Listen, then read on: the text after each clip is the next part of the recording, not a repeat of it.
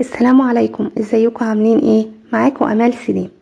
هعمل معاكم النهارده ايس كريم الموز بصوص الكراميل والمكسرات بطريقه سهله والتكلفه بسيطه جدا. انا بس عاوزه اقول لكم حاجه. انا هستخدم النهارده في الايس كريم الحليب المكثف.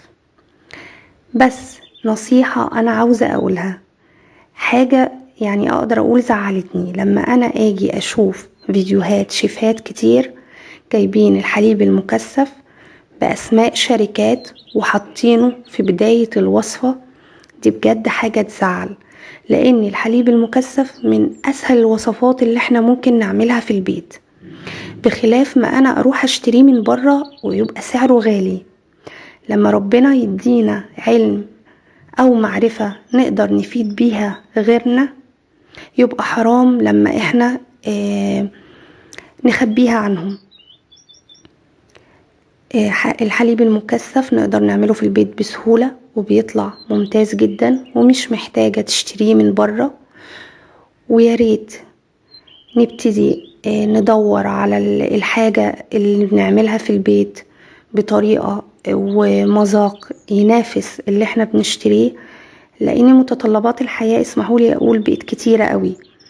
فلما انا حاجة اقدر اعملها في بيتي ما تكلفنيش حاجة، يعني بجد ما تكلفنيش حاجة، واروح اشتريها بمبلغ وقدره من بره، يبقى ده حرام. يا ريت بس يكون قلبنا على بعض اكتر. معلش انا مش عايزة اطول عليكم، بس بجد ده شيء زعلني. يلا نشوف مع بعض ايس كريم الموز النهاردة الجميل جدا التحفة جدا، اللي انا واثقة ان هو هيعجبكم مذاق وطعم وقوام كريمي وحاجة نظيفة وحلوة قوي ومضمونة. لو عجبك الفيديو النهاردة ما تنسيش لايك وشير الفيديو، ولو اول مرة تشوفيني يا ريت تشتركي في القناة وتفعلي زر الجرس علشان توصلك وصفاتي.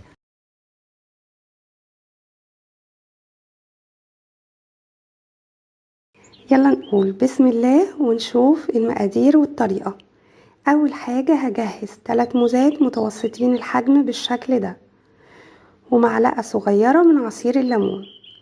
هقطع الموز وهحفظه في حاجة وهضيف عليه معلقة عصير الليمون واقلبه كويس جدا، وهغطيه ببلاستيك ستريتش وهدخله الفريزر يتجمد. الخطوة دي بعملها اول خطوة قبل ما اشتغل خالص. لازم الموز بتاعي يكون متجمد تماما وقت ما ابدأ اعمل الايس كريم. دلوقتي هنعمل ايس كريم بالحليب المكثف. الحليب المكثف يا جماعة من اسهل الحاجات اللي ممكن نعملها في البيت. هنستخدم نص كوباية من اللبن البودرة كامل الدسم، ونص كوباية من السكر، ومعلقة ونص صغيرة من الزبدة، ومية دافية هنشوف هنستخدم قد ايه منها. هضيف كل المكونات بتاعتي. انا هنا استخدمت الكبة، ممكن تستخدمي الخلاط بتاعك. وابتديت اضيف كل المكونات وعليهم شوية من المية الدافية، وابتديت اخفقهم كويس، وابتدي اهو بضيف مية تاني لحد ما اوصل للقوام اللي انا عايزاه.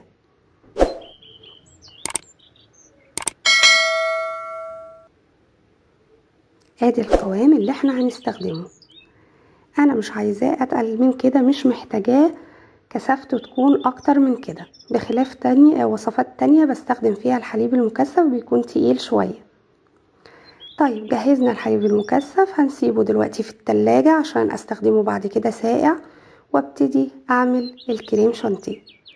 هستخدم نص كوباية من الكريم شانتيه عليهم كوباية من المية، بس كوباية المية ما تكونش مليانة. هفضل اخفق فيهم لحد ما القوام يبقى كريمي ويتقل كده. طيب لو لقيت الكريم شانتيه خفيف بضيف معلقة من بودرة الكريم شانتيه، لازم يبقى القوام كريمي وتقيل.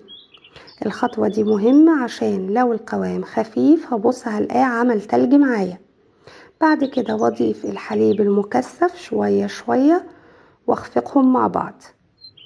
اطلع بعد كده الموز من الفريزر وبضيفه عليهم واخفقهم كويس وتدوقي الخليط بتاعك. لو السكر بالنسبة لك تمام يبقى كده الايس كريم بتاعك جهز. لو عايزة تزودي تحلية هتضيفي معلقة من عسل النحل الكبيرة او معلقة سكر بودرة وتخفقيهم مع بعض.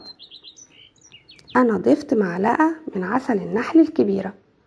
بعد كده بتجهزي علبة من علب التلاجة وتضيفي فيها الايس كريم وتدخليه الفريزر بتاعك وتسيبيه لحد ما يجمد تماما. وادي الايس كريم بعد ما جاهز وطلعناه. القوام بتاعه لازم يبقى كريمي كده. لو لقيتيه عامل تلج ده يبقى الايس كريم بتاعك مش ناجح. وابتديت تملي كاس او بولة زي ما تحبي. شايفة ملاحظة القوام بتاعه عامل ازاي؟ القوام كان ممتاز والطعم بجد بجد تحفة جدا جدا جدا. يعني بصراحة مفيش في جماله حاجة طبيعية والطعم فوق الرائع. تحسي انك بتاكلي حاجة بيور قوي يعني نضيفة ومضمونة. وابتديت ازينه بصوص الكراميل او صوص التوفي.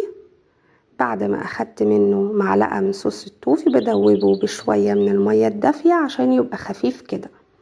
وهسيب لكم رابط صوص الكراميل او صوص التوفي تحت الفيديو.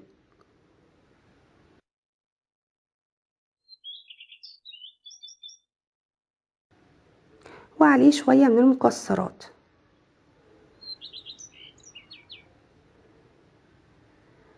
يا ريت تجربيه هيعجبك جدا وهيفرح الاولاد جدا جدا جدا.